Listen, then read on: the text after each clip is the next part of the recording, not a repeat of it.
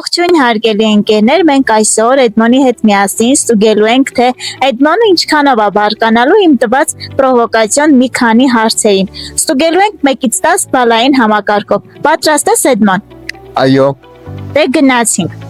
Էդմոն, ինչքանով կբարկանաս, եթե գնաս որևէ մի միջոցառման ու տեսնես, որ տարածքը մատչելի չէ քո համար։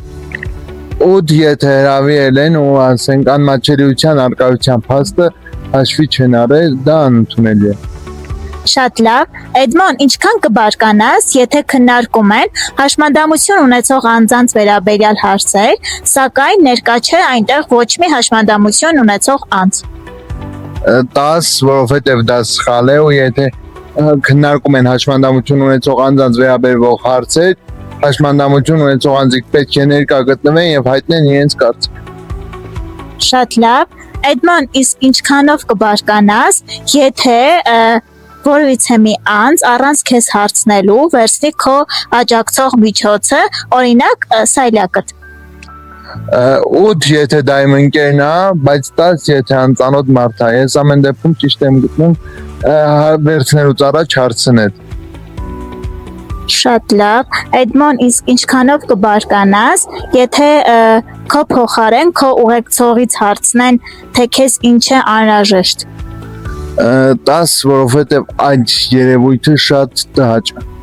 Շատ լավ։ Էդմոն, իսկ ինչքանով կբարկանաս, եթե քեզ ասեն, որ դու ընտանիք կազմելու կամ անձնական կյանք ունենալու իրավունք, այսպես ասած, չունես։ 10, քանի որ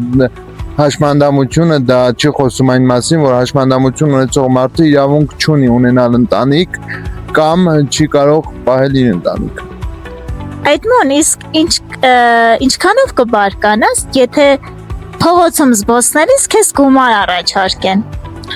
Եթե մի $10,000 առաջարկեն, вообще չեմ բարկանա, հակառակը լավ է կուրախանամ ու կվերցնեմ մի հատ լավ մեքենա կառնեմ։ Իհարկե սա որպես կատակ, բայց լուրջ եթե նայենք այդ հարցին, ապա 10, քանի որ այդ երևույթը շատ սխալ է եւ տգեղ։ Շատ լավ, շնորհակալություն։